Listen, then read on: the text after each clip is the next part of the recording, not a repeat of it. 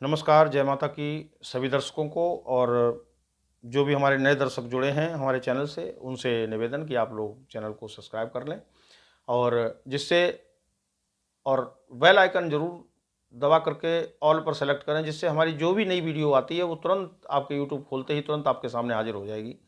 और आप लोग हमारे चैनल को शेयर भी करें अपने मित्रों को। अगर आपको हमारा सिखाना पसंद आता है, आपको लगता है कि हम आपको कुछ सिखा पा रहे हैं, तो आप लोग चैनल को शेयर जरूर करिए अपने मित्रों को। हमारा प्रयास ये है कि कोई भी चीज़ छुपानी नहीं है और पूरी तरह से आपको बिल्कुल ट्रांसपेरेंट आपको बताना है। उसमें किसी भी प्रकार का कोई भी छिपाने वाला कोई भी फार्मूला नहीं होगा। लेकिन अब अनुरोध आपसे ये है कि आप निरंतर स्टेप बाय स्टेप चीज़ को तैयार करते जाइए, क्योंकि आगे हम चलने लगे। अगर आपने तैयारी नहीं की, उसको याद नहीं किया, आपने प्रैक्टिस नहीं किया, आप पीछे रह जाएंगे। और एक बार अगर आप पीछे हो गए, संगीत का मतलब ये है कि अगर आप रोज अगर अभ्यास करते हैं, एक दिन छोड़ेंगे तो कम से कम एक हफ्ते पीछे हो जाएंगे। तो इसलिए आप प्रैक्टिस करिए। और हमने आपको पिछली वीडियो में कहा था कि हम आपको बताएंगे सी शार्प से माइनर कॉर्ड। तो ये आपकी नोटेशन, इसको आप अपनी डायरी में एंट्री कर लें और उसके बाद हम इसको बजा करके आपको बताएंगे कि सी शार्प यानी पहले कार्य से आप कैसे बजाएंगे। कॉर्ड्स बहुत ही आवश्यक है संगीत के लिए। कॉर्ड्स मतलब कई स्वरों की एक साथ कॉम्बिनेशन जब बनती है तो सुनने में बड़ा ही मधुर और सुंदर लगता है। और आप कॉर्ड्स बजाने की जब तैयारी कर लेंगे तो राग वगैरह आपको बजाने में और अपने स्केल की रूपरेखा बनाने में, जब स्केल का आपको नॉलेज हो जाएगा तो गाने में बड़ा आनंद आएगा। और आपके पास हारमोनियम हो ना हो, अगर आप स्केल के बारे में अगर आपको पता है तो आपको कभी कोई भ्रमित नहीं कर सकता। जो स्केल आपका है गाने का, वो आप स्केल मांगेंगे। ये मैंने इसलिए कीबोर्ड पर ये सारे देखिए, मैंने पूरे तीनों सप्तक में, बल्कि 3.5 सप्तक का ये हारमोनियम है, सारे में स्टिकर लगा दिए हमने। आप देखिए यहाँ से शुरू किया है सी शार्प, डी शार्प, ई, एफ शार्प, जी शार्प, ए शार्प, बी। लेकिन ये स्टिकरों को याद नहीं करना है, आपको याद करना है। ये तो प्रारंभिक बच्चों के लिए है, जो बच्चे सीख रहे हैं उनको ये मतलब याद होने चाहिए कि एक बार उंगली रखते ही आपको पता होना चाहिए कि कौन सा स्वर है। ये तीनों सप्तक में, बल्कि हमने 3.5 सप्तक तक सारे में हमने ये स्टिकर लगाए हैं, सिर्फ आपके लिए कि आप लोग को ये बहाना ना मिले कि हम तो भूल गए जी सी कौन सा है, डी कौन सा है। अगर आप ये भूल जाएंगे तो कॉर्ड्स कभी ज़िंदगी में नहीं आएंगे। ये इस तरह हम आपको लिख करके दे रहे हैं। और आज हम आपको जो हमने बताया कि सी शार्प से माइनर कॉर्ड, मेजर को सी शार्प से माइनर कॉर्ड मेजर हम बता चुके हैं। तो ये हमने आपको पहले भी डिस्प्ले कर दिया और फिर दोबारा कर रहा हूँ, इसको आप लिख लें। और अगर हम यहाँ से सी शार्प से, अभी हम सिर्फ बिलावल रूट की बात कर रहे हैं। अभी हमने आपको कॉर्ड्स जो बताने हैं वो ये बिलावल के रूट पे ही बताने हैं। अगर आपने सी और सी शार्प से बिलावल के रूट में मेजर माइनर कर लिए, सारे कॉर्ड्स हो गए। और इस तरह के मैं सारे सुरों से अगर मैं बनाऊंगा मेजर माइनर तो इतना लंबा हो जाएगा कि आप भी परेशान होकर हारमोनियम बंद करके रख देंगे। केवल एक थाट की बात है, 10 थाट हैं और हर एक थाट से मेजर माइनर बना करके लिखना, वो थाट में ही पूरा साल निकल जाएगा और ये कॉर्ड्स में आपकी समझ में कुछ नहीं आएगा। सबसे पहले आप प्रैक्टिस कीजिए और फिर हम आपको एक ऐसा फार्मूला बताएंगे कि आपकी समझ में आ जाएगा, कहीं से भी कुछ भी आप बजा सकते हैं। ये सी शार्प से जब हम बिलावल बजाएंगे,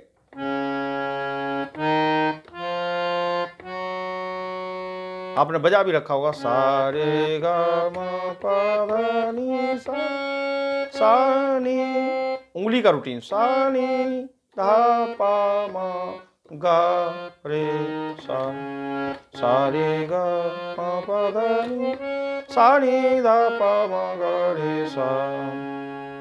तो अब यहाँ से अगर माइनर कोड बनाएंगे तो हमने आपको डिस्प्ले भी किया था और हम आपको दोबारा बता भी रहे हैं। अगर हम सी शार्प से अगर हम माइनर कोड बनाएंगे तो पहला जो स्वर आपका सी शार्प आएगा और दूसरा आएगा ई और तीसरा आएगा जी शार्प। रूटीन वही रहेगा, सबसे पहले स्वर पर आपका अंगूठा, दूसरे स्वर पर तर्जनी यानी ये सेकंड फिंगर, और उसके बाद ये रिंग फिंगर, ठीक है जी।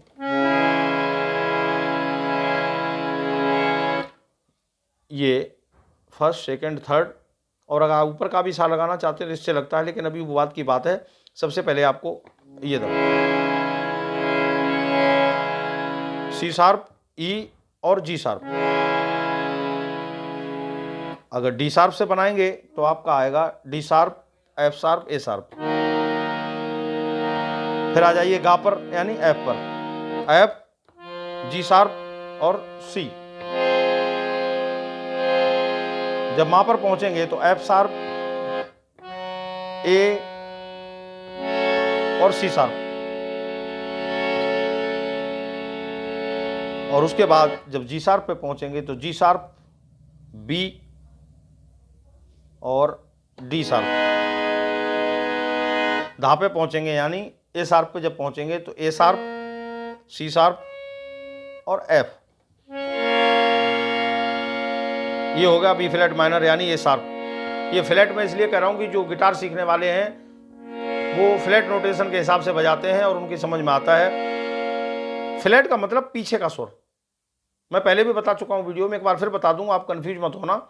ये बी है, इससे पीछे का सुर। ए है, ये ए फ्लैट भी बोलते हैं, जी शार्प भी बोलते हैं। इसको बी है, बी फ्लैट भी बोलते हैं, ए शार्प भी बोलते हैं। जैसे ये जी है, एफ शार्प को जी फ्लैट भी बोलते हैं। अब यहां पर कोई ब्लैक है नहीं, एफ के साथ में वाइट है, तो यहां पर एफ का कोई फ्लैट नहीं है। ई है, ये ई फ्लैट हो गया, और ये डी है, ये डी फ्लैट हो गया यानी सी शार्प हो गया। ये फ्लैट नोटेशन का हिसाब है। तो हम यहां तक आपको बता रहे थे कि ए शार्प से जब हम माइनर कॉर्ड दबाएंगे तो आपका ए शार्प, सी शार्प और एफ। उसके बाद आपका नी आ गया सी, सी से सी, डी शार्प और जी। उसके बाद आपका सा ही गया। तो ये आपने इस तरह से बजाना है, इधर से भी और उधर से भी। जैसे हम गए थे वैसे ही हम वापस आ जाएंगे। जैसे यहां से हमने ये माइनर किया और उसके बाद जब हम नी पर आ गए, ये हो गया।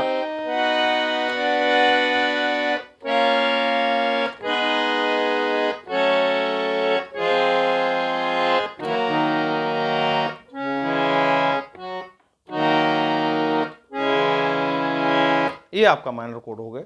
और आप जो है इसकी प्रैक्टिस आप कर सकते हैं। और कॉर्ड्स के बारे में ये हमने आपको बताया।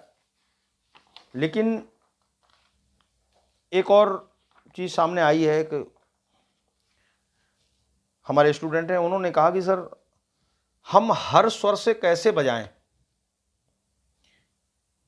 वही बिलावल थाट यहाँ से भी बजना चाहिए, यहाँ से भी बजना चाहिए, यहाँ से भी बजना चाहिए।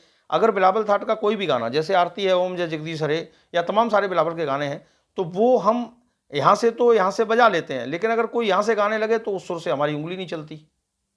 तो इसके लिए आपको 12 के 12 नोट से, सी से लेकर के बी तक हर स्वर से आपको बिलावल आना चाहिए, तब आप संपूर्ण बजाने वाले कहलाएंगे। क्योंकि कोई कहीं से भी गा सकता है, किसी का सा कहीं भी हो सकता है, ये भी हो सकता है, ये भी हो सकता है, ये भी हो सकता है, ये भी हो सकता है। उसके लिए हमने आपको बताया था कि ये आपको याद करना पड़ेगा कि सा के बाद अगला सुर कौन सा है, डी के बाद अगला सुर कौन सा है, कितने कोमल हैं, कितने शुद्ध हैं। हम जहाँ से सा मानेंगे वहाँ से अगला सुर क्या होगा, ये हम पहले बता चुके हैं, हम दोबारा उसको बताना नहीं चाहते। और आप जो है उस पर ध्यान दें और उसको याद करें। मैंने आपको पहले भी बता चुका हूँ, फिर बता रहा हूँ कि अगर आप स्टेप बाय स्टेप नहीं सीखेंगे, उसको याद नहीं करेंगे, तो आगे आप कुछ नहीं कर सकते। फिर भी आपकी सुविधा के लिए जो बच्चे बिगनर हैं उनके लिए हम आपको बिलावल थाट यानी शुद्ध स्वर हम आपको सी नोट से बताने जा रहे हैं। ये आपका, इसमें आपको कौन कौन से स्वर दबाने हैं, ये आपका बिलावल थाट बन जाएगा, लेकिन सी नोट से। सी यानी पहला, फर्स्ट सफेद, फर्स्ट वाइट। ये देखिए, सा रे गा मा पा धा नी सा। हर स्केल से बजाने के लिए हर बार उंगली चेंज होगी, इस बात का विशेष ध्यान रखना आप।